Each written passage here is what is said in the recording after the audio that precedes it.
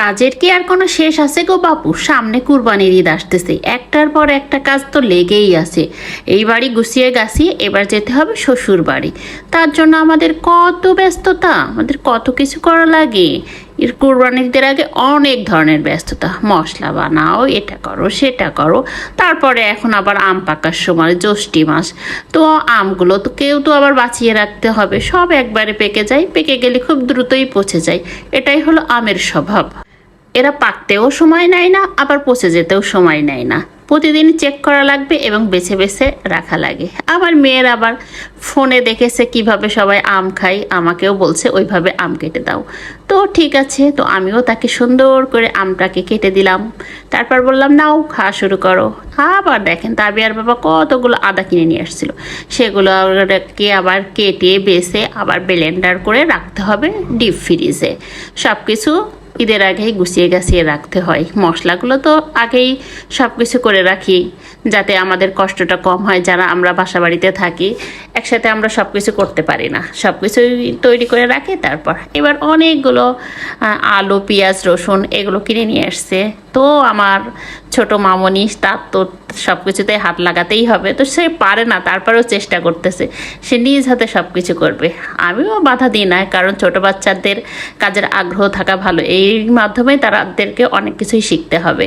তো পাশে আবার আমার হেল্পিং হ্যান্ড পেঁয়াজ কাটতেছিল, তার চোখ জ্বলছে, সে দৌড় দিছে।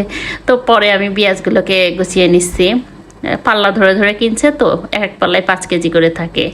তারপরে রান্নার জন্য যাব, তো দুপুরবেলায় 12টার দিকে আমি আবার একটু ব্ল্যাক কফি খাই। তো একটু ব্ল্যাক কফি তৈরি করে নিচ্ছি, গরম পানি, তার ভিতরে 1 কাপ কফি দিলেই, মানে 1 চামচ কফি দিলেই খুব সুন্দর পারফেক্ট ব্ল্যাক কফি তৈরি হয়ে যায়। তারপর চলে গেলাম রান্নার কাজে।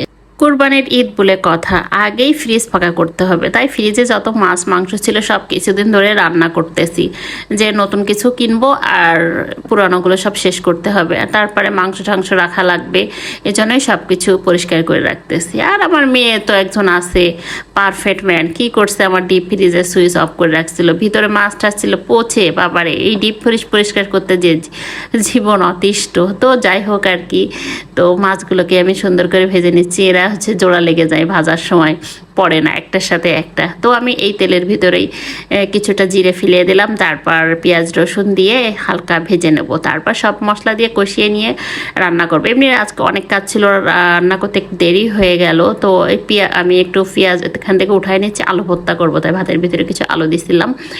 আর এই তো এভাবেই করছি। আর ফ্রিজ খুলে দেখি সবজি আছে, 2টা কলা আছে আর 4-5টা পটল আছে, তো এই দুটো দিয়েই রান্না করব। তার জন্যে আমি প্রেশার কুকার একটা শিশি দিয়ে নিয়েছি, এবার সিদ্ধ হয়ে গেছে। আর এই মশলা, কষানো মশলার উপর ঢেলে দিলাম, তারপর পরিমাণ মতো পানি দিয়ে, পানিটা একটু ফুটে আসলেই আমি ভাজা মাছগুলো দিয়ে দেবো। খুব ইজি রান্না এটা, যখন আপনাদের খুব তাড়াহুড়া লাগবে, সময় থাকবে না, ঠিক তখন এরকম ঝটপট রান্না করে নিতে পারেন। তো আমার ভিডিওটি কেমন লাগলো, ভালো লাগলে অবশ্যই সবাই লাইক কমেন্ট শেয়ার করে দেবেন। আসসালামু আলাইকুম।